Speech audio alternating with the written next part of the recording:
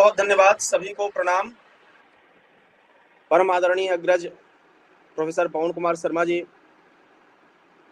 जो पंडित दीनदयाल उपाध्याय जी के विषय में एक अधिकारी, विद्वान और स्थापित अध्येता हैं, आपको मैं प्रणाम करता हूं। आपके सौजन्य से आज आप सभी से संवाद करने का यह अवसर प्राप्त हुआ। आदरणीय परम आदरणीय कुलपति महोदय, प्रतिकुलपति महोदया और डॉक्टर राजेंद्र पांडे जी, जो इस कार्यक्रम का संचालन कर रहे हैं, आप सभी को बहुत बहुत प्रणाम। आप सबके सहयोग से यह कार्यक्रम संचालित हो रहा है। मैं पंडित दीनदयाल उपाध्याय जी के संदर्भ में जो कुछ अल्पमति मेरी है, एक शिक्षा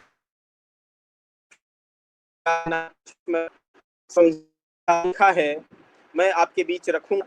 यद्यपि मैं शिक्षा का विद्यार्थी हूँ और दीनदयाल जी को जो मैंने पढ़ा एक शिक्षाई दृष्टि से और भारत की परंपरा में जो अनुप्राणित एकात्मता है, उसकी दृष्टि से जो कुछ मैं समझ पाया दीनदयाल जी को, वो आपके बीच में साझा करूंगा। भारत की जो संस्कृति है, वो उसकी आत्मा ही एकात्मता है। यह एकात्मता इतने गहरे बैठी है और इसका सामर्थ्य इतना अधिक है कि हजारों हजार वर्षों के लगातार आक्रमणों और लगातार झंझावातों को झेलने के बावजूद भी यह राष्ट्र अन्य राष्ट्रों की तरह, अन्य राज्य राष्ट्रों की तरह, जो नेशन स्टेट थे, उनकी तरह मिटा नहीं। क्योंकि उन नेशन स्टेट्स की जो क्षमता थी, जो शक्ति, वह राज्य की शक्ति थी। जबकि भारत के राष्ट्र की जो शक्ति थी, उसकी जो आत्मा थी, वो एकात्मता थी। और वो एकात्मता समाज के रग रग में बसी थी, समाज के हृदय में थी, समाज के डीएनए तक पहुंची हुई थी, जिसके कारण इस एकात्मता की शक्ति से हमारा समाज आज तक जीवंत समाज के रूप में, एक जीवंत राष्ट्र के रूप में विश्व में है। यह एकात्मता, इसको जब हम भारत की दर्शन की परंपरा में समझते हैं, यह पूरा ब्रह्मांड उस एक ऊर्जा की अजस्र स्रोत से निर्मित है, जो वह परमेश्वर, जो अनादि अनंत अभेद्य, जिसको सारी परंपरा बता रही है, जिसको नेति नेति परंपरा बता रही है, जो सभी गुणों, सभी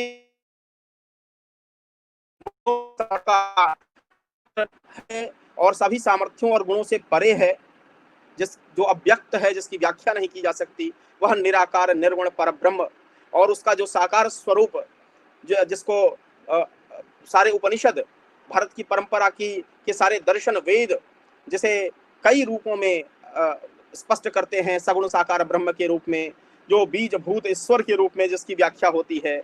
और उस बीज भूत ईश्वर से इस सृष्टि का जो जैसे निर्माण हुआ हिरण्यगर्भ के रूप में, वह बीज कैसे अंकुरण की अवस्था में आया और वह उस अंकुरण से कैसे इस पूरे ब्रह्मांड का निर्माण हुआ, यानी उस बीज से अंकुरित यह सृष्टि और इस अंकुरण से यह साक्षात उद्भूत यह सृष्टि, यह तीन जो चरण है, बीजावस्था, अंकुरण अवस्था और जागृता अवस्था या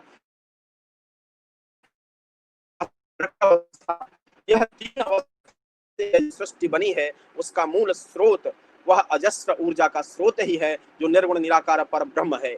और इस रूप में यह पूरा ब्रह्मांड एक ही ऊर्जा से उद्भूत, और एक ही ब्रह्मांड नहीं, जो नवीन धारणा विज्ञान की है, वो भी मल्टीवर्स की बात कर रही है, वह अनेकानेक असंख्य ब्रह्मांड की चर्चा कर रही है। तो ये जो समस्त ब्रह्मांड हैं, एक नहीं कोटि कोटि ब्रह्मांड, इन सभी ब्रह्मांडों की उत्पत्ति का जो सार है, जो वह अजस्र ऊर्जा का स्रोत है, वही ऊर्जा का स्रोत हम सभी के भी हृदय में है। वही ऊर्जा का स्रोत इस चराचर जगत के जड़ और चेतन में व्याप्त है।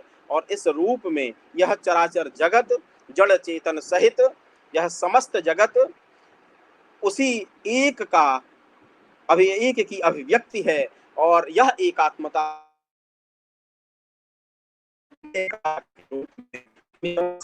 इसको पंडित दीनदयाल उपाध्याय जी ने समझाया। पंडित दीनदयाल उपाध्याय जी जो कि भारतीय इस नित नूतन चिर पुरातन सनातन परंपरा के एक एक कुशल अध्येता और आधुनिक युग के ऋषि के रूप में हमारे सामने आए। उन्होंने 1965 में 22 से 25 अप्रैल के बीच में 4 ऐतिहासिक व्याख्यान उन्होंने प्रस्तुत किया। भारतीय जनसंघ का एक विजयवाड़ा अधिवेशन हुआ और उस अधिवेशन में यह 4 व्याख्यान 4 दिन लगातार उन्होंने एक-एक व्याख्यान प्रस्तुत किया। ये अद्भुत ऐतिहासिक व्याख्यान था और इसी व्याख्यान का जो संग्रह हमारे समक्ष आया, वह संग्रह एकात्म मानव दर्शन के रूप में विख्यात हुआ। यह संग्रह जो भारत की आज राष्ट्रीय चेतना है, राष्ट्रीय परंपरा है,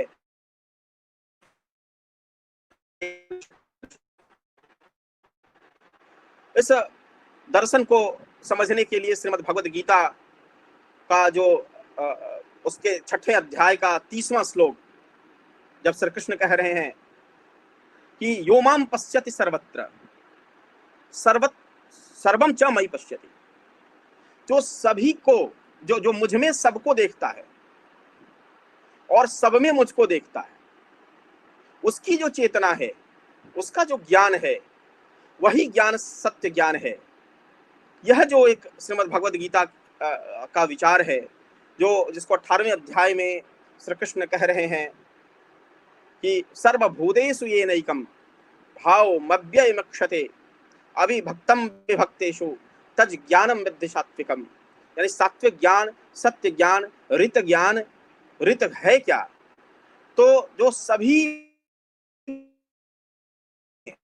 देखता है, उसी अजस्र ऊर्जा का जो स्रोत, जो अनादि अनंत अखंड अभेद्य जो ब्रह्म का स्वरूप देखता है, उसी का दिग्दर्शन करता है, उसका ही ज्ञान सात्विक ज्ञान है। तो यह जो एक मूल अवधारणा भारत की ज्ञान परंपरा में थी, पंडित दीनदयाल उपाध्याय जी के एकात्म मानव दर्शन का यही आधार, सब में एक को देखना और एक में सबको देखना। और यह संबंध इस प्रकार का है जो शुक्ल यजुर्वेद के 40वें अध्याय का जो मंगलाचरण जिस बात को कहता है, जो संपूर्ण से संपूर्ण को, पूर्ण से पूर्ण को निकाल लेने के बाद भी पूर्ण ही शेष रहता है। दोनों पूर्ण, जिस पूर्ण से, जैसे पूर्ण ब्रह्म से इस जगत को निकाला गया, तो यह जगत भी पूर्ण है।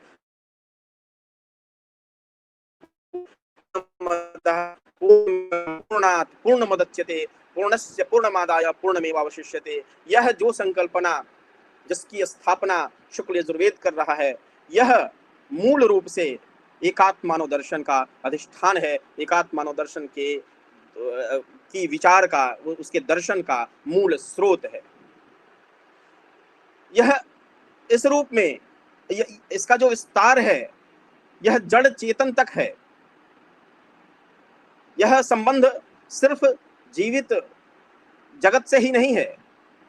जो जो जड़ है, जो पर्वत, पहाड़, नदियां, ये सब का विस्तार, इस दर्शन का विस्तार यहां तक है। तो इस पे हम आगे बात करेंगे। दीनदयाल जी ने जिस दर्शन, एकात्म मानव दर्शन का स्वरूप हमारे सामने रखा,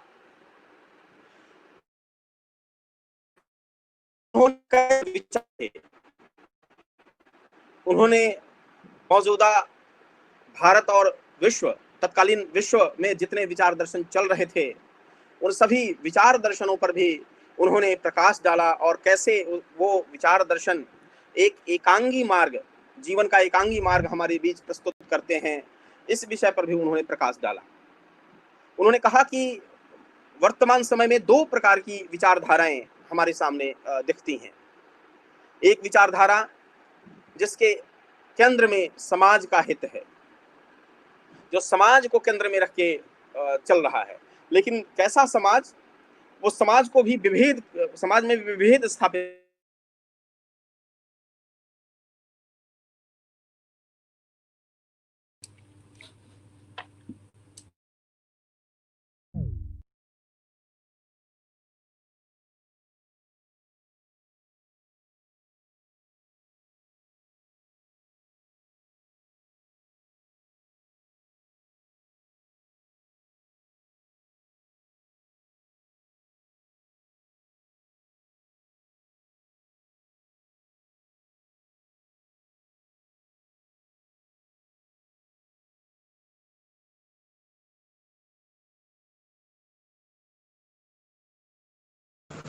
माफ कीजिएगा, लगता है बरेली की कनेक्टिविटी में थोड़ी प्रॉब्लम है, तो जरा धैर्य रखें। जैसे ही कनेक्टिविटी आएगी फिर अपना व्याख्यान जारी रखेंगे।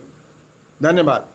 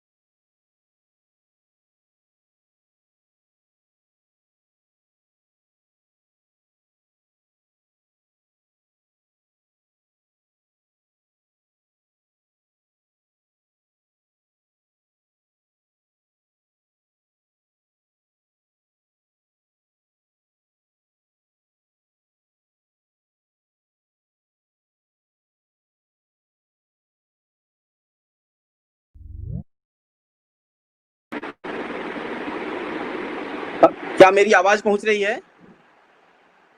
हाँ प्रवीण, कंटिन्यू करो, आ रही है। अच्छा, जी जी जी। के कारण यहाँ इंटरनेट शायद बहुत स्लो चल रहा है, जिसके कारण से संपर्क टूट गया। तो मैं यह बात कर रहा था कि जो दीनदयाल जी ने दो विचारधाराएं बताई, एक विचारधारा वैसी उन्होंने बताई जिसके केंद्र में समाज का हित, ऐसा वह विचारधारा अपने आप को दम्भ भरता था कि हमारे केंद्र में समाज का हित है, और उस समाज के हित के नाम पर व्यक्तियों का की जो गरिमा है, व्यक्ति का हित है, उसको बलिदान चढ़ाने की बात वो दर्शन कर रहा है। वह व्यक्ति की गरिमा का के विलीनीकरण की बात कर रहा है। तो एक ऐसा दर्शन, और दूसरा दर्शन जो कि व्यक्ति हित को केंद्र मान के चल रहा है, जिसका आधार शोषण है, जो जिसका मानना यह है कि समाज का अस्तित्व व्यक्ति के हित को अधिक से अधिक व्यक्ति हित प्राप्त हो, यही समाज का एकमात्र लक्ष्य है, उद्देश्य है। यानी समाज का अस्तित्व व्यक्ति के हित के लिए है, ऐसा विचार दर्शन, ये एक पूंजीवाद के रूप में ऐसा विचार दर्शन। तो दो, समाजवाद और पूंजीवाद, जो जिसको साम्यवाद के रूप में भी समाजवाद को हम जानते हैं, एक बदला स्वरूप समाजवाद के रूप में बाद में भी लोगों ने व्याख्यायित किया, लेकिन हम मोटे तौर पे लेके चल रहे हैं। समाजवाद और साम्यवाद को एक दर्शन परंपरा मान रहे हैं, और पूंजीवाद को दूसरी दर्शन की परंपरा मान रहे हैं, जिसको पंडित दीनदयाल जी ने व्याख्यायित किया। यह दो धुरी की तरह से, एक धुरी पे व्यक्ति का विलीनीकरण हो जा रहा है, व्यक्ति के गरिमा का विलीनीकरण हो जा रहा है, व्यक्ति के हित का विलीनीकरण हो जा रहा है, और दूसरे में समाज के हित का विलीनीकरण हो जा रहा है। ये जो दो धुरियां हैं, वो दोनों धुरियों से इस संसार का, समाज का, प्रकृति का भला नहीं हो सकता, ऐसा विचार दर्शन पंडित दीनदयाल जी ने हमारे सामने रखा। दीनदयाल जी ने फिर एक रास्ता बताया कि ये जो समाज के हित का दम्भ भरने वाला दर्शन है, जो रोटी के नाम पे व्यक्ति की स्वतंत्रता का अंत करने का विचार जिसका है, और एक दूसरा दर्शन जो कि शोषण जिसका मुख्य आधार है, इन दोनों दर्शनों के बीच का एक दर्शन, इन दोनों दर्शनों से भिन्न एक दर्शन, जो दर्शन जिस दर्शन का आधार एकात्मता है, एक अंतर संबंध व्यक्ति का व्यक्तियों के साथ, व्यक्ति का परिवार के साथ, व्यक्ति का समाज के साथ, गांव के साथ, राष्ट्र के साथ, और पूरी मानवता के साथ, प्रकृति के साथ, और परमेष्टि के साथ, जो एक गहरा रिश्ता है, जो एक कुटुंबत्व है, एक ऐसा संबंध जैसे शरीर का अपने अंगों के साथ होता है, जैसे हृदय है, हाथ है, पैर है, यह जिस रूप से शरीर से गुम्फित हैं, जुड़े हुए हैं, परस्पर निर्भर हैं, ऐसा संबंध, ऐसा आत्म भाव और ऐसा कुटुंबत्व भाव, ऐसा एकात्म भाव, यह जो दर्शन का मूल है, ऐसा दर्शन एक तीसरा मार्ग है। और यही इस तीसरे मार्ग को आगे दत्तोपंत ठेंगड़ी जी ने थर्ड वे के रूप में व्याख्यायित किया, और एक उनकी पुस्तक भी आई, द थर्ड वे। तो ये एक ऐसा दर्शन तो संघर्ष की बात कर रहा है, समाजवाद हो या समाजवाद या साम्यवाद या पूंजीवाद, ये दर्शन संघर्ष की बात कर रहा है। संघर्षों का आधार भिन्न भिन्न है। साम्यवाद जहां वर्ग संघर्ष की बात कर रहा है, और पूंजीवाद जहां समाज के साथ संघर्ष, कैसे व्यक्ति के हित के लिए व्यक्ति समाज से संघर्षरत है। तो एक संघर्ष का दर्शन है, जो दो पैरेलल विचारधाराएं, जो अलग अलग विचारधाराएं उस समय अस्तित्व में थी, इनका मूल संघर्ष था। लेकिन जिसको भारत की ज्ञान परंपरा ने, भारत के सनातन परंपरा ने जिस दर्शन का मार्ग सुझाया, जिसको दत्तोपंत ठेंगड़ी जी ने थर्ड वे कहा और दीनदयाल जी ने जिसे तीसरे मार्ग के रूप में हमारे बीच सुझाया, उसका मूल संघर्ष नहीं है, उसका मूल समन्वय है, उसका मूल समरसता है, सहकार है, सहयोग है, संवाद है, साहचर्य है। ये इसलिए है क्योंकि यह दर्शन एक सहज संबंध पे, एक सहज संबंध जो व्यक्तियों के साथ, व्यक्ति का अन्य जीव जंतुओं के साथ, इस प्रकृति के साथ और पूरे उस ब्रह्मांडीय ऊर्जा के साथ जो एक एकात्मता का संबंध है, यह संबंध ही इस दर्शन का मूल स्रोत है। यह तीसरा मार्ग, इस तीसरे मार्ग में जो एक उसके पूर्व की जो रचनाएं, जो विचार परंपराएं थी, वो एक संकेंद्रीय रचना उनकी थी। जैसे साम्यवाद समाज को केंद्र में रख के पूरा चिंतन कर रहा है। उस केंद्र के में चिंतन करने के कारण व्यक्ति के हित की बलि चढ़ जा रही है। पूंजीवाद व्यक्ति के हित को केंद्र में रख के चिंतन कर रहा है। तो ये संकेंद्रीय चिंतन परंपराएं थी। जिस परंपरा को, जिस मार्ग को दीनदयाल जी ने सुझाया, वो अखंड मंडलाकार रचना है।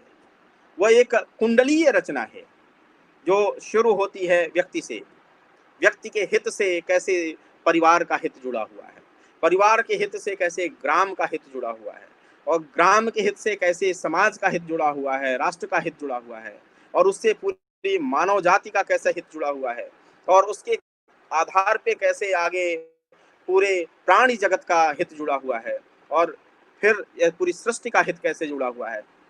ये एक चेन, जिसकी यात्रा व्यक्ति से शुरू होती है और व्यक्ति से समष्टि, समष्टि से सृष्टि, सृष्टि से परमेष्टि तक जाती है। यह जो चेन है, इस चेन को जीवन का मूल आधार, समाजीय जीवन का मूल आधार और राज्य के अस्तित्व का मूल आधार, इस रूप में पंडित दीनदयाल जी ने इसकी व्याख्या की। एक दर्शन जो संघर्ष का दर्शन है, वो जहां कह रहा है कि नहीं, हम राज्य की बात नहीं करेंगे, हम ऐसे समाज की बात कर रहे हैं जहां राज्य ही ना हो, जहां कोई धर्म ना हो, जहां कोई निजी संपत्ति ना हो, जहां विवाह जैसे फालतू प्रकार की कोई संस्था न हो, जहां एक अपना परिवार ऐसा कहने वाला ऐसी को कहने वाली कोई व्यवस्था न हो। यानी जो राष्ट्र को, धर्म को, व्यक्तिगत संपत्ति को, परिवार को और विवाह को, इन सारी जो संकल्पनाएं हैं जिसके आधार पे हजारों हजार वर्ष से समाज चलता रहा और निर्बाध रूप से जिसने अपनी गति जारी रखा, इन सबके इतर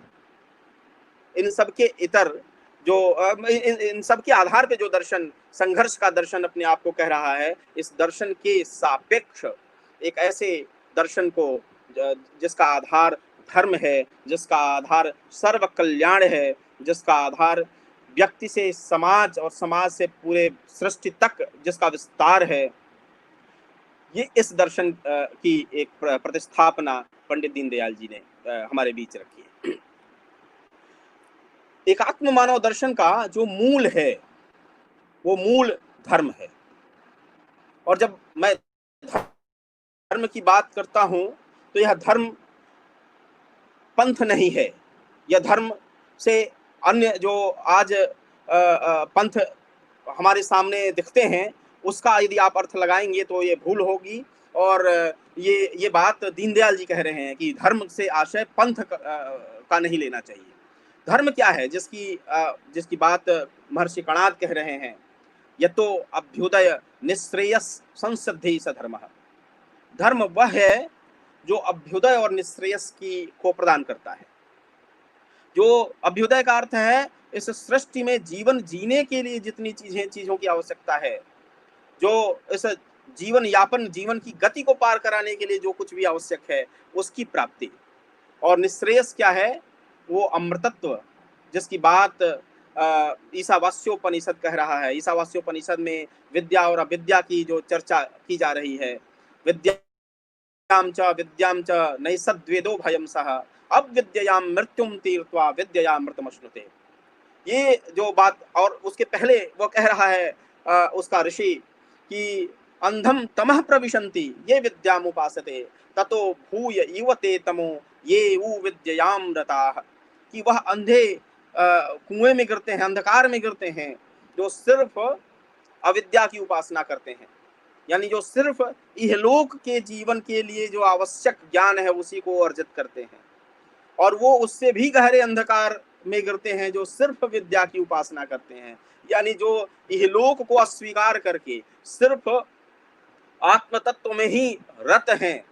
जो क्योंकि यदि हम पैदा हुए हैं तो हमारे शरीर के संचालन के लिए जो ज्ञान, जो चीजें, जो अन्न जल आदि की आवश्यकता है, उसको जो नकार के सिर्फ कह रहा है कि हम आत्म तत्व में रति हैं, रत हैं, वो मूल रूप से आत्म तत्व में रत नहीं है, वो सही मार्ग पर नहीं चल रहा है। तो इस रूप में जिसको विद्या और अविद्या के रूप में हमारा उपनिषद जिसकी व्याख्या कर रहा है, वो कह रहा है कि सिर्फ निःश्रेयस हमारा लक्ष्य नहीं है और सिर्फ अभ्युदय हमारा लक्ष्य नहीं है, बल्कि अभ्युदय और निःश्रेयस दोनों लक्ष्य है। जो दोनों को, विद्या और अविद्या को एक साथ जानता है, वह अविद्या के माध्यम से जीवन यापन पूरा करता है। यह संसार में जितनी चीजों की आवश्यकता है, हमारा अन्न जल ज्ञान विज्ञान जिसके माध्यम से हमारा यह जीवन निर्वाह हो रहा है, वह भी एक आवश्यक पक्ष है। और फिर निःश्रेयस, जिसको विद्या के माध्यम से कह रहा है कि विद्यया मृतमश्नुते, वो विद्या की रूपी अमृत की प्राप्ति भी हमारा लक्ष्य है। तो ऐसे में जो अभ्युदय और निःश्रेयस दोनों की सिद्धि करा रहा है, अब ये तो अभ्युदय निःश्रेयस संसिद्धि स धर्म, वही धर्म है। और यह धर्म हमारी एकात्मता का मूल है, एकात्मता का अधिष्ठान है। और यह अभ्युदय और निःश्रेयस सिर्फ व्यक्ति का अभ्युदय और निःश्रेयस नहीं है। यह अभ्युदय निःश्रेयस क्योंकि व्यक्ति को अलग अलग नहीं समझा जा सकता। अभी मैंने श्रीमद् भगवद गीता की वो बात आपसे साझा की जिसमें श्री कृष्ण कह रहे हैं कि जो सब में मुझको देखता है और मुझ में ही सबको देखता है, सर्वभूतेषु येनैकं भावं विमिक्षते, इसकी बात मैंने आपके बीच साझा की। तो यह जो अभ्युदय और निःश्रेयस है वो सिर्फ व्यक्ति का नहीं है। व्यक्ति का अस्तित्व इस प्रकार का स्वतंत्र नहीं है। व्यक्ति का अस्तित्व उसके परिवार से भी है, व्यक्ति का अस्तित्व उसके ग्राम से भी है, उसके समाज से भी है, उसके राष्ट्र से भी है, पूरे मानव जाति से भी है और इस पूरी प्रकृति से भी है उसका संबंध। तो संबंध परस्पर ये एक परस्पर निर्भरता का संबंध है।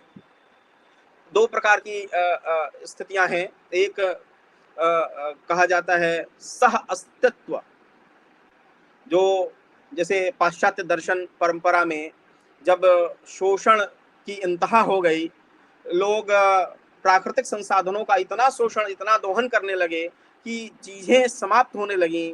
कई स्थानों पर कुछ पशु पक्षियां मिट गए। डोडो नामक एक पक्षी थी जिसको सारे जो आक्रांता, विदेशी आक्रांता थे वहां खा गए उसको। तो इस रूप में जब चीजें मिटने लगी तो वहां एक थिंकिंग आई कि नहीं, यदि हम इतना ज्यादा शोषण करेंगे कि जिसका शोषण कर रहे हैं उसका अस्तित्व ही समाप्त हो जाए, तो यह बात ठीक नहीं है। तो फिर एक शब्द इमर्ज हुआ सह अस्तित्व, कि उनका भी अस्तित्व बना रहे और हमारा भी अस्तित्व बना रहे। यह जो सह अस्तित्व का चिंतन था वह उसके मूल में अर्थ और काम की पूर्ति थी, यानी उससे ज्यादा से ज्यादा अर्जन किया जा सके और जिससे हमारी कामनाओं की पूर्ति हो, यह उसके मूल में था। लेकिन भारत की परंपरा इस सह अस्तित्व से आगे की बात कह रही है, आगे की यात्रा है, वह सह जीवन की बात कह रही है।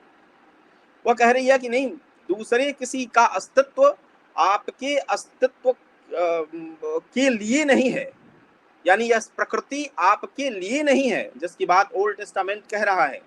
ओल्ड टेस्टामेंट के जेनेसिस चैप्टर में जो बात कही गई है कि यह पूरा जो जगत है, यह पूरा जो पेड़ पौधे पशु पक्षियां ये सब बनाए हैं हमने, जैसे उसमें जो वाक्य है, ईश्वर का वाक्य है कि ये सब जो बनाए हैं तुम्हारे लिए बनाए हैं, तुम इसका उपभोग करो क्योंकि यह तुम्हारे लिए बने हैं, इस पशुओं को खाओ।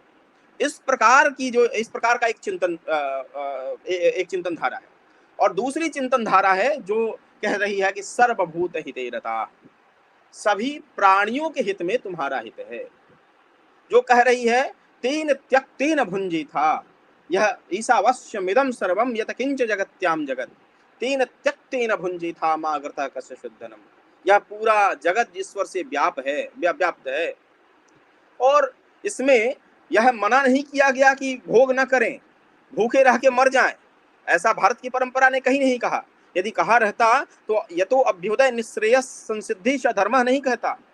यदि ऐसा कहा गया होता तो ये विद्या और अविद्या दोनों की प्राप्ति की बात नहीं की गई रहती। तो एक ऐसी धारणा जो यह कहती है कि नहीं, सबके हित में तुम्हारा हित है, यदि सिर्फ अपना हित निकालो और बाकी के हित का गला घोंट दो तो यह प्रकृति विकास की दिशा में नहीं बढ़ेगी बल्कि विनाश की दिशा में बढ़ेगी, और वह विनाश मूलतः तुम्हारा भी विनाश होगा। इसलिए सह जीवन की बात, सह अस्तित्व से ऊपर, सह अस्तित्व के से परे की जो बात भारत की परंपरा कह रही है वह सह जीवन की बात कर रही है। सह जीवन यानी साथ में ऐसे रहना जैसे कि एक शरीर में दो हाथ परस्पर रहते हैं, दो पैर रहते हैं, हृदय रहता है, आंखें जैसे काम करती हैं। इनमें परस्पर संघर्ष नहीं है, इनमें परस्पर सहकार है, सहयोग है। ये इसलिए है क्योंकि ये एकात्म स्वरूप है। तो यह जो सह जीवन है यह तभी हो पाएगा जब व्यक्ति का उसके समुदाय और पूरी प्रकृति के हर एक क्रिएचर के साथ एकात्मता का भाव जगेगा, और यही एकात्मता का भाव ही उसे सह जीवन की दिशा में ले जाएगा।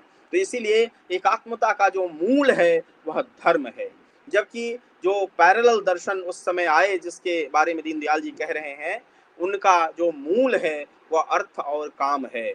अधिक से अधिक अर्थ की प्राप्ति, ताकि जितनी कामनाएं हैं हमारी उसकी हम पूर्ति करें। इसीलिए यह खंड दर्शन है, यह खंड दृष्टि है, और धर्म को आधार मानने वाली जो दर्शन है वो समग्र दृष्टि है।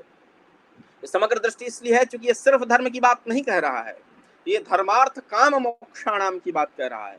धर्म के आधार पर अर्थ की प्राप्ति, अर्थ अधर्म के पथ पे चल के अर्थ नहीं, धर्मानुकूल, दूसरे की हत्या करके धर्म नहीं, दूसरे का शोषण करके, दूसरे को मिटा के अर्थ का अर्जन नहीं करना है।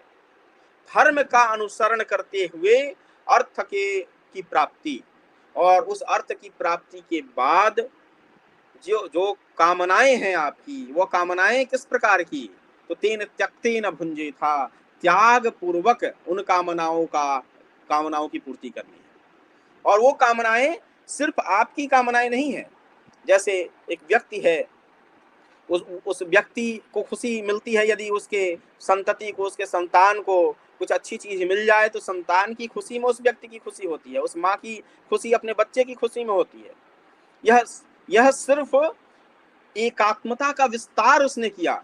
यह एकात्मता का विस्तार माँ का बच्चे तक ही रहा, लेकिन यही एकात्मता का विस्तार यदि बच्चे से ऊपर उठ के पूरे परिवार के प्रति हो जाए, परिवार से ऊपर उठ के गांव के प्रति हो, गांव से ऊपर उठ के पूरे समाज के प्रति हो, और समाज से ऊपर उठ के पूरे मानव जाति के प्रति हो, मानव जाति से ऊपर उठ के प्राणी मात्र के प्रति हो, और पूरी प्रकृति और स्पर्मिष्टि के प्रति हो। तो यह एकात्म भाव का जो विस्तार होगा, जैसे ही यह विस्तार होगा तो कामनाएं भी सिर्फ व्यक्ति की कामनाएं नहीं रहेंगी, यह समाज की कामना हो जाएगी। यानी धर्म के का अनुसरण करते हुए अर्थ की प्राप्ति के बाद कामना की पूर्ति, वह कामना समाज की कामना, वह कामना जो भोग की अजस्र जो लिप्सा है उसको पूरा करने के लिए नहीं, वह कामना त्याग पूर्वक उपभोग की, वह कामना जिसमें अपना हम तो पोषित हो ही, पूरी सृष्टि पोषित हो, उसमें किसी को क्षति न पहुंचे, वह जो संपोषणीय विकास की बात कर रही है, वैसे कामना की पूर्ति का मार्ग भी एकात्म मानव दृष्टि हमें इसका मार्ग सुझाती है। और इससे ऊपर फिर मोक्ष का मार्ग, आत्म तत्व की समझ, जब धर्म के आधार पर अर्थ की प्राप्ति और अर्थ के आधार पर जो हमारी समस्त ऐसी कामनाएं हैं जिस कामनाओं से इस समाज के अस्तित्व को क्षति नहीं पहुंच रही है, वैसे कामनाओं की पूर्ति, और उसके बाद आत्म तत्व, आत्म रस की प्राप्ति, यह मोक्ष का मार्ग जो स्वबोध है, जिसको जो हमारा 1996 में एक कमिटी गठित हुई थी, डेलर्स कमीशन गठित हुआ था। डेलर्स कमीशन ने जो 4 पिलर्स ऑफ एजुकेशन हमें बताया, उसमें लर्निंग टू बी एक पिलर बताया, लर्निंग टू लिव टुगेदर भी एक पिलर बताया। तो लर्निंग टू जो बी है, यह बेसिकली स्वबोध है, आत्मबोध है। तो इस आत्मबोध की प्राप्ति भी इस एकात्म मानव दर्शन के मूल लक्ष्यों में से है। जबकि हम देखते हैं कि वैसा दर्शन जिसका आधार संघर्ष है, वैसा दर्शन उसका जो लक्ष्य है वो सिर्फ अर्थ और काम की प्राप्ति है, उसमें धर्म कहीं नहीं है, उसमें मोक्ष कहीं नहीं है, उसमें आत्मरस की प्राप्ति नहीं है, उसमें कहीं धर्मानुकूल आचरण के आधार पर अर्थ की प्राप्ति, ऐसी बात नहीं कही गई है। इसीलिए जो सिद्धांत आया, जिसको दीनदयाल जी कह रहे हैं, एक बहुत ही चर्चित वाक्य है, कहा जाता है कि honesty is the best policy. Deendayal ji कह रहे हैं कि ऑनेस्टी पॉलिसी नहीं है भाई। यानी यदि ऑनेस्टी को अपनाने के बाद आपको क्षति पहुंचनी शुरू हो जाए, हानि हो जाए, व्यापार में घाटा हो जाए, तब तो आप कहेंगे कि नहीं, अब ये पॉलिसी ठीक नहीं रही। तो पॉलिसी तो आपके हित के हिसाब से फिर आप बदल देंगे। ऑनेस्टी पॉलिसी नहीं है, ऑनेस्टी जीवन दर्शन है। ऑनेस्टी हमारा मूल सिद्धांत है, मूल अवधारणा है। और ऑनेस्टी को जब हम जीवन दर्शन मानते हैं, ये हम तभी कर पाएंगे जब हम धर्म को समाज का आधार मानेंगे, जब हम धर्म को राज्य का आधार मानेंगे, जब हम धर्म को विचार का आधार मानेंगे, तभी हम कहेंगे कि नहीं, ऑनेस्टी जीवन दर्शन है, ऑनेस्टी बेस्ट पॉलिसी नहीं है। पॉलिसी तो आती है और बदल जाती है, लेकिन दर्शन हमेशा रहता है। और तब हम ऑनेस्टी का पालन विपरीत परिस्थितियों में भी करेंगे। हम तब भी करेंगे जब लगेगा कि हमारा तो सब कुछ लुट रहा है, सब कुछ बर्बाद हो रहा है। उस स्थिति में भी हम ऑनेस्टी को नहीं छोड़ेंगे, ईमानदारी को नहीं छोड़ेंगे, तब वो जीवन दर्शन होगा। तो इसलिए जो एक अर्थ और काम आधारित, संघर्ष आधारित, जो समाज हित के नाम पर व्यक्ति के हित के विलीनीकरण को करने वाला जो दर्शन, या व्यक्ति हित के आधार पर समाज के हित को अपने चरणों में बलि चढ़ाने वाला जो दर्शन पूंजीवाद और समाजवाद या साम्यवाद के रूप में सामने था उस दौर में, उसका एक तीसरा मार्ग दीनदयाल जी ने एकात्म मानव दर्शन के रूप में हमें सुझाया।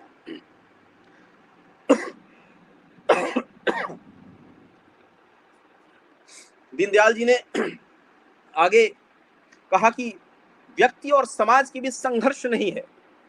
जो दर्शन व्यक्ति और समाज के बीच संघर्ष की बात कर रही है, जो साम्यवाद अपने अधिकारों की प्राप्ति के लिए संघर्ष की बात कर रहा है और अधिक से अधिक इकट्ठा करने के लिए समाज से संघर्ष करने की बात जो व्यक्तिवादी दर्शन है, पूंजीवाद है, वो कर रहा है। तो दीनदयाल जी कह रहे नहीं, व्यक्ति और समाज के बीच संघर्ष नहीं है, एकात्मता है। एक एक कुटुंबत्व है, एक रिश्ता है, क्योंकि व्यक्ति का अस्तित्व समाज से है, समाज का अस्तित्व व्यक्ति से है, और समाज का जो अस्तित्व है वो ऐसा नहीं है कि व्यक्तियों ने कोई समझौता किया जिस रूप में समाज को व्याख्यायित किया पाश्चात्य विचारकों ने, कि समाज जो है वो एक कॉन्ट्रैक्ट है, सोशल कॉन्ट्रैक्ट है, सोशल कॉन्ट्रैक्ट से समाज की निर्मित हुई, ऐसा नहीं है। समाज जैविक रूप में उद्भूत हुआ। जैसे व्यक्ति का चित्त है वैसे ही समाज का चित्त है, जैसे व्यक्ति का शरीर है समाज का शरीर है, व्यक्ति का शरीर मन बुद्धि आत्मा जिस प्रकार से है वैसे ही समाज का शरीर मन बुद्धि और आत्मा है। और इस रूप में व्यक्ति और समाज परस्पर निर्भर हैं और एकात्म रूप से निर्भर हैं, संघर्ष नहीं है।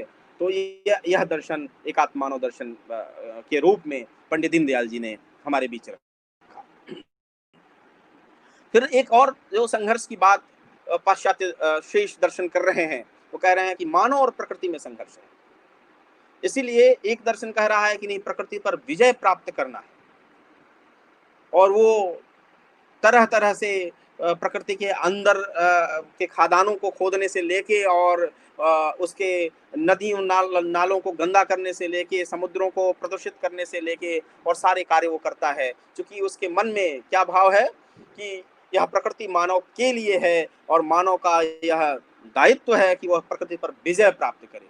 यानी मानव और प्रकृति के बीच में एक संघर्ष चल रहा है और उस संघर्ष में मानव को विजयी बनाना है। यह एक भाव जो पाश्चात्य दर्शन परंपरा में है, उसके सापेक्ष जब हम दीनदयाल जी का एकात्म मानव दर्शन, जो भारतीय परंपरा के का एकात्म मानव दर्शन हम देखते हैं, तो वो कह रहा है कि नहीं, मानव और प्रकृति में भी एकात्मता है, क्योंकि वही ऊर्जा के अजस्र स्रोत से यह प्रकृति भी निर्मित हुई है और यह मानव भी निर्मित हुआ है। इसीलिए जब हम नारा लगाते हैं धर्म की जय हो, अधर्म का नाश हो, प्राणियों में सद्भावना हो, विश्व का कल्याण हो, तो ये प्राणियों में सद्भावना, विश्व का कल्याण, ये जो हमारा भाव है, जो भाव है कि सर्वे भवन्तु सुखिनः सर्वे सन्तु निरामयाः सर्वे भद्राणि पश्यन्तु मा कश्चित् दुःखभाग् भवेत्, या जो भाव हमारा है कि हम ये वसुधैव कुटुम्बकम का भाव है, ये सब में जो सर्व की बात है, जो वसुधैव की बात है,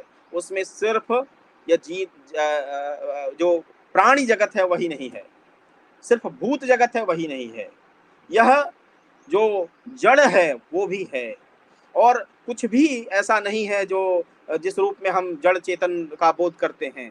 यह समग्रता में यदि देखा जाए तो जड़ और चेतन में, क्योंकि चेतनता का स्तर हर जगह व्याप्त है, वैसे ही जैसे कि मोबाइल का नेटवर्क व्याप्त है, वैसे ही चेतनता तो हर जगह है, और जड़, यह शरीर भी जड़ और चेतन दोनों से मिलकर बना हुआ है।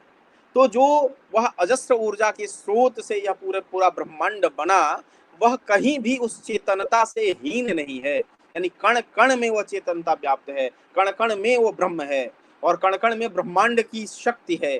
इस रूप में मानव और प्रकृति में कोई भेद नहीं है, मानव और प्रकृति में एकात्मता है, वही एक ऊर्जा का स्रोत वो उस जड़ में भी है और वही एक ऊर्जा का स्रोत इस चेतन में भी है। इसीलिए जब हम पूजन की बात करते हैं तो हम नदी नालों का की पूजा करते हैं, हम पहाड़ों से अपना रिश्ता स्थापित करते हैं, पहाड़ों को पूजते हैं, हम वृक्ष को पूजते हैं, हम पौधों को पूजते हैं, हम पशु पक्षियों को पूजते हैं, हम मनुष्यों को पूजते हैं, हम कहीं भी ये विभेद नहीं रख रहे हैं, हम सभी जगह वही समता दृष्टि, जिसको सुनिचे व सोपाके जब पंडिता समदर्शिनः की बात जो श्रीमद् भगवद गीता कह रही है कि समदर्शी भाव, जो सबको एक दृष्टि से देखे, उसमें जड़ और चेतन सबको एक दृष्टि में देखे, ऐसा भाव रखने वाला जो एकात्म मानव दर्शन है, वो मानव और प्रकृति में संघर्ष की बात नहीं कर रहा, मानव और प्रकृति में एकात्मता की बात कर रहा है। एक फिर दूसरा जो पाश्चात्य दर्शन है, वो भौतिकता और आध्यात्मिकता के बीच संघर्ष की बात कर रहा है। वो दर्शन धर्म को, जो भारत का धर्म है, उस वैसी समझ तो है ही नहीं वहां। वो पंथ को धर्म मान रहा है और कह रहा है कि धर्म अफीम है, रिलीजन अफीम है। रिलीजन और धर्म बिल्कुल अलग अलग चीजें हैं, लेकिन वो रिलीजन को अफीम कह रहा है। और जो आध्यात्मिक पक्ष है, जो आत्म पक्ष है, उसके विरोध में वो दर्शन खड़ा है। भौतिकता बनाम आध्यात्मिकता के संघर्ष की पूरी पृष्ठभूमि वो सारे दर्शन रख रहे हैं। जबकि जो एकात्म मानव दर्शन है वह भौतिकता और आध्यात्मिकता में एकात्मता की बात कर रहा है। और ऐसा नहीं करता तो ये तो वो अभ्युदय निश्रेय संसिद्धेश धर्म यह बात नहीं कहता। यदि वो नहीं करता तो विद्या और अविद्या दोनों की एक साथ प्राप्ति की बात नहीं करता, और विद्या के माध्यम से उस अमृत तत्व की प्राप्ति की बात नहीं करता। तो भौतिकता और आध्यात्मिकता में एकात्मता का परिचय भी पंडित दीनदयाल जी ने अपने एकात्म मानव दर्शन में हमसे कराया।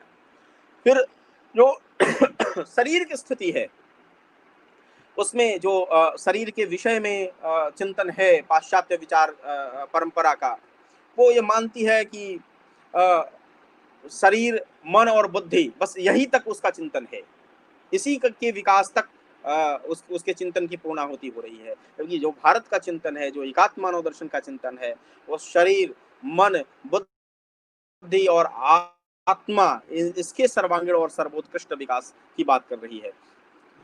रोटी की यात्रा से शुरू होता है एक दर्शन, और रोटी की प्राप्ति के नाम पर व्यक्तिगत गरिमा का अंत कर देती है। दूसरा एक दर्शन जो पूंजीवाद दर्शन है, वहां रोटी और व्यक्तिगत गरिमा दोनों की बात की जा रही है, लेकिन आत्मिक सुख नहीं है। अमेरिका में रहने वाले लोगों की चर्चा कर रहे हैं पंडित दीनदयाल जी, वो कह रहे हैं कि उन्हें रोटी भी है उनके पास, व्यक्तिगत गरिमा का भी अधिकार है, वोट का भी अधिकार है, और इसके बावजूद वहाँ के लोगों को नींद नहीं आती है, वहाँ के लोग सुखी नहीं हैं, वहाँ के लोगों में आत्महत्या की दर बहुत अधिक है। वह ऐसा इसलिए है क्योंकि उन्होंने जिस सुख का दर्शन किया वह सुख विकलांग सुख है, वो एक खंड विचार है, वह पूर्ण विचार नहीं है। वो इसलिए जब भारत का चिंतन उसके सापेक्ष दीनदयाल जी रखते हैं तो कह रहे हैं कि शरीर, मन, बुद्धि और आत्मा, इन चारों को ध्यान में रखते हुए धर्म, अर्थ और काम, मोक्ष, इन चारों पुरुषार्थों की प्राप्ति करना ही लक्ष्य है। एकात्म मानव दर्शन जो मार्ग बता रहा है उस मार्ग का लक्ष्य यही है। जो पश्चिम के विचार हैं, जिस प्रकार से संघर्ष की बात कर रहे हैं, भारत का विचार एकात्मता का विचार समन्वय की बात कर रहा है, सकारात्मकता की बात कर रहा है, वह एक सर्वसमावेशी समाज की बात कर रहा है। वो एक ऐसे समाज की कल्पना कर रहा है जिसमें समानो मंत्रः समितिः समानः बात हो रही है कि हमारे मन समान हो, हमारे विचार समान हो, हमारे चित्त समान हो। इस प्रकार से एक समान मार्ग अपनाते हुए हम सब विकास के मार्ग पर आगे बढ़ें। हम प्रतिरोध और संघर्ष के दर्शन में हम आस्था नहीं रखते, क्योंकि प्रतिरोध और संघर्ष से विनाश होता है, विकास नहीं हो सकता। आप कल्पना कीजिए, यदि विश्व में जितने युद्ध हुए, जितने संघर्ष और जितने प्रतिरोध हुए, यदि इस प्रतिरोधों के स्थान पर यदि सहकार की नीति अपनाई गई होती, सहयोग की नीति अपनाई गई होती, परस्पर जो लोग समन्वय और समरसता के भाव से जी रहे होते, तो आज विश्व किस प्रकार का विश्व होता। लेकिन विश्व को विनाश की दिशा में कौन ले जा रहा है? तो संघर्ष की नीति विनाश की दिशा में ले जा रही है, प्रतिरोध की नीति विनाश की दिशा में ले जा रही है। दीनदयाल जी फिर राष्ट्र की भी जो एकात्मता की बात कह रहे हैं, वो कह रहे हैं कि राष्ट्र सिर्फ एक भूमि का टुकड़ा नहीं है। राष्ट्र बनता कैसे है? राष्ट्र मातृभूमि के साथ जब आदर्श जुड़ता है तो राष्ट्र बनता है। आदर्श उस राष्ट्र की आत्मा है। दो प्रकार से वो व्याख्या, जब राष्ट्र की व्याख्या कर रहे हैं, दो शब्दों की वो व्याख्या करते हैं। एक विराट, विराट को कहते हैं कि राष्ट्र की का प्राण है, राष्ट्र की शक्ति है, लेकिन उस शक्ति का जो शक्तिमान है, उस शक्ति की जो आत्मा है, वह चित्त है, चिति है। और यह चिति बनती कैसे है? यह चिति उस राष्ट्र में निवास करने वाले लोगों के चित्त से उसकी चिति बनती है। वह चिति उस राष्ट्र के हजारों हजार वर्षों में किए गए पुरुषार्थ के कारण, जो सभी के हित की कामना, सर्व कल्याण की कामना के आधार पर जो उस राष्ट्र ने परिश्रम किया है, उस राष्ट्र ने जो पुरुषार्थ किया है, उस पुरुषार्थ के कारण जो चित्त की निर्मिति हुई है लोगों की, और उस चित्त का जो एक एक कॉमन पक्ष है, उस चित्त का जो समग्र रूप है, वह चित्त ही राष्ट्र की आत्मा है, और वही राष्ट्र की आत्मा इस विराट राष्ट्र में प्राण फूंकती है। और इस रूप में भारत की जो संस्कृति है एकात्म है। यह एकात्म इसलिए है कि इस भारत की भूमि का जो चिति है, वह चिति एक है।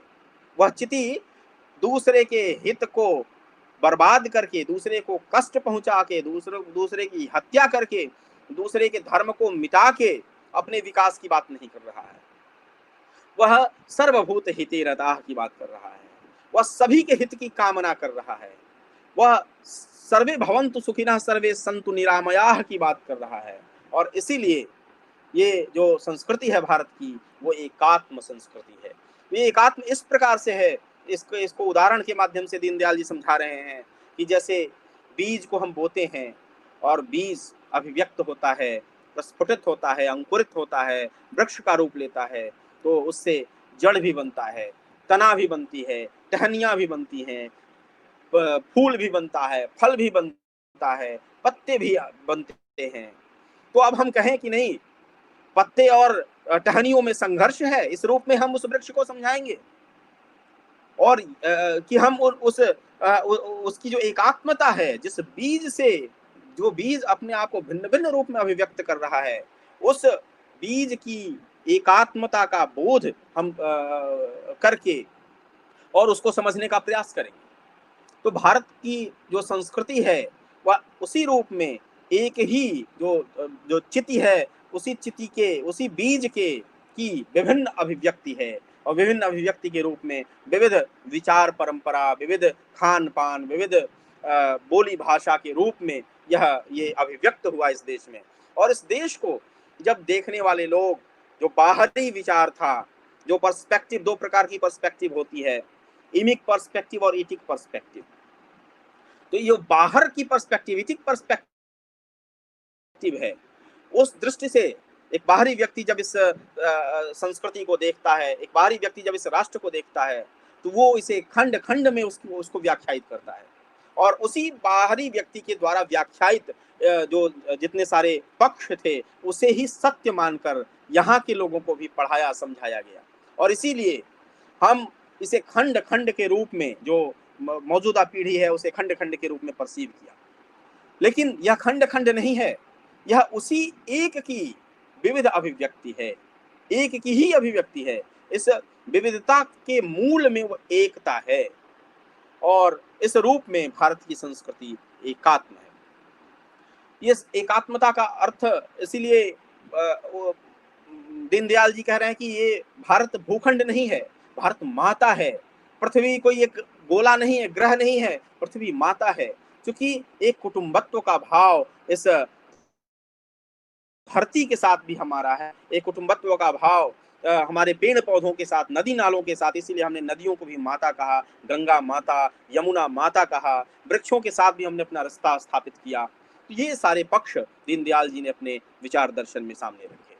एक बहुत महत्वपूर्ण पक्ष जिसकी ओर दीनदयाल जी ने इशारा किया, वो था आर्थिक विचार। एक दर्शन जो अधिक से अधिक शोषण और लूट पे आधारित है, या दूसरा दर्शन जो सबके अर्थ को लूट के और कह रहा है कि नहीं, ये समाज की संपत्ति है, व्यक्ति की कोई संपत्ति ही नहीं है। तो ये दोनों जो अतिवादी विचारधाराएं हैं, इनके सापेक्ष जब हम पंडित दीनदयाल जी द्वारा व्याख्यायित एकात्म मानव दर्शन को देखते हैं, तो वो न अभाव की बात कर रहा है, न प्रभाव की बात कर रहा है। वो ये कह रहा है कि यदि बहुत ज्यादा कमी होगी तो तब भी हम दुख को प्राप्त होंगे। यदि हमें रोटी नहीं मिलेगी, हमें पानी नहीं मिलेगा, हमें वस्त्र नहीं मिलेगा, आवास नहीं मिलेगा, तो वो ये सारी जो दुर्व्यवस्थाएं होंगी, इससे समाज दुख को प्राप्त होगा।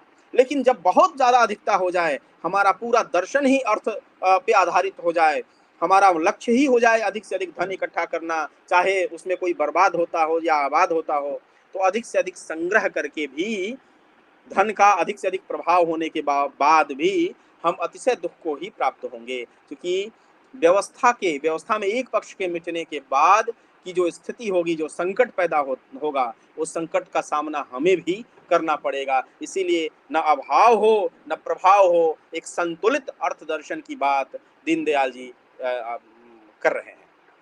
एक ऐसे अर्थ दर्शन की बात दीनदयाल जी कर रहे हैं जो अशुभ लाभ पे आधारित नहीं है, शुभ लाभ की बात कर रहा है। वो ऐसे लाभ की बात कर रहा है जिससे किसी को परेशानी ना हो, सबका भला हो, सबका कल्याण हो, प्रकृति दूषित ना हो, प्रकृति मिटे नहीं, और शोषण के आधार पे वो व्यवस्था ना हो, बल्कि संपोषण के आधार पे हो।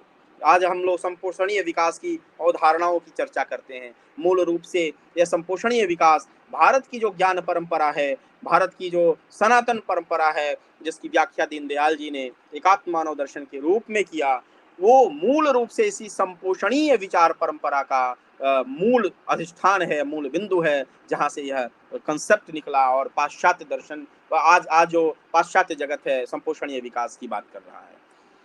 दीनदयाल जी अत्यधिक भोग के स्थान पर त्याग पूर्वक भोग की स्थापना कर रहे हैं अपने दर्शन के माध्यम से, क्योंकि भोग जो है वो अशुभ लाभ की ओर प्रेरित करता है, और त्याग पूर्वक भोग शुभ लाभ की ओर प्रेरित करता है, संपोषणीय विकास की ओर प्रेरित करता है। दीनदयाल जी वैभव को कह रहे हैं कि ये प्रदर्शन के लिए वैभव नहीं है, कि हमारे पास बहुत ज्यादा धन है, हमने उसको प्रदर्शन के लिए रखा, हमने उसे दूसरे को परेशान करने के लिए रखा। नहीं, वैभव कब सार्थक होगा? तो वैभव तब सार्थक होगा जब कल्याण के लिए उस वैभव का प्रयोग हो। ज्ञानाय दानाय च रक्षणाय, विद्या विवादाय धनम मदाय, शक्ति परेशान पर पीड़नाय, खलश्च साधो विपरीतमेतत् ज्ञानाय दानाय च रक्षणाय। ये जो वैभव है, यदि दान देने के लिए हम प्रयोग न करें, वैभव यदि हम ज्ञान जो है वो प्रदान करने के लिए प्रयोग न करें, तो हम एक श्रेष्ठ मार्ग की ओर नहीं बढ़ेंगे, एक अच्छे विश्व के निर्माण की ओर नहीं बढ़ेंगे। जो अर्थ चिंतन दीनदयाल जी का है, वो प्रतियोगिता के स्थान पर सहयोग की स्थापना करता है। आज पूरा विश्व कंपटीशन की बात कर रहा है, लेकिन इस कंपटीशन ने हमें किया क्या? कंपटीशन ने व्यक्ति को व्यक्ति के खिलाफ खड़ा किया, कंपटीशन ने व्यक्ति को समाज के खिलाफ खड़ा किया, दो समाजों को एक दूसरे से लड़ाया, दो राष्ट्रों को एक दूसरे से लड़ाया।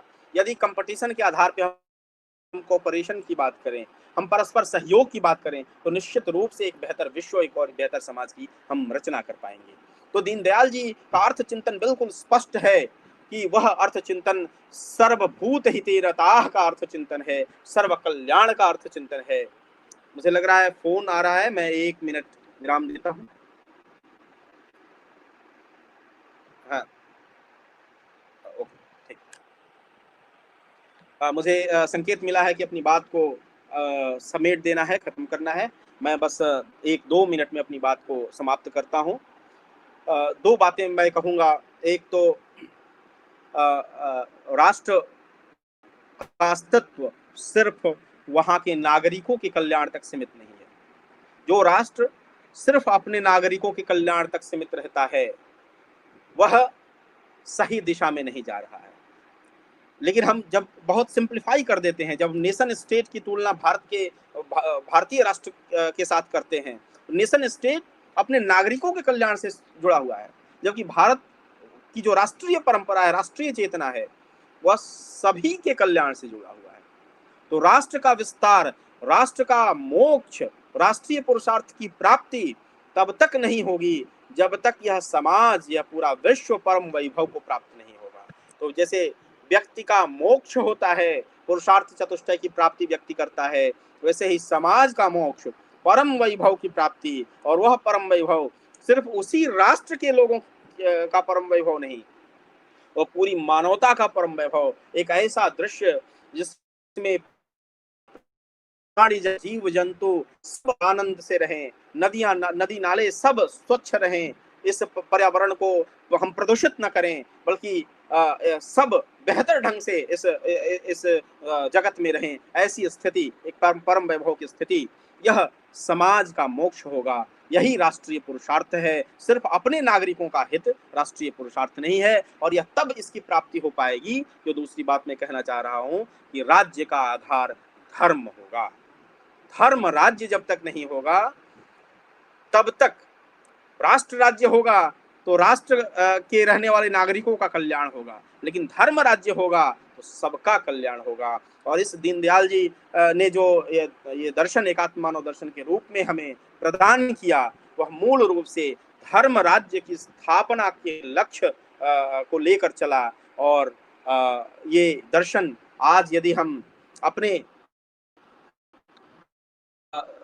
देश में अपनाएं, राजनीति में अपनाएं, तो निश्चय ही हम सिर्फ अपने नागरिकों का भला नहीं करेंगे, बल्कि संपूर्ण विश्व का भला करेंगे। आज विश्व जिस प्रकार से संघर्षों से जूझ रहा है, जिस प्रकार के स्वार्थों के वशीभूत होकर राष्ट्र आपस में द्वंद्व कर रहे हैं, इससे मुक्त होकर एक बेहतर विश्व की ओर हम आगे बढ़ेंगे। हमें इतना अधिक समय प्राप्त हो पाया, मैंने शायद अतिक्रमण कर लिया समय का, तो मैं क्षमा भी चाहता हूं, और अवसर प्रदान करने के लिए आदरणीय प्रोफेसर पवन शर्मा जी को बहुत बहुत धन्यवाद देता हूं। वहां के विश्वविद्यालय को धन्यवाद देता हूं। बहुत बहुत धन्यवाद। बहुत बहुत धन्यवाद प्रवीण। आपने बहुत सारगर्भित व्याख्यान से हम सबों को उपकृत किया है। दीनदयाल जी का जो साहित्य है वो काफी विपुल साहित्य है। 15 खंड, लगभग 10,000 पेज उन्होंने लिखे अपने जीवन में, और लगभग सामाजिक जीवन में 1940 में उन्होंने प्रवेश किया था।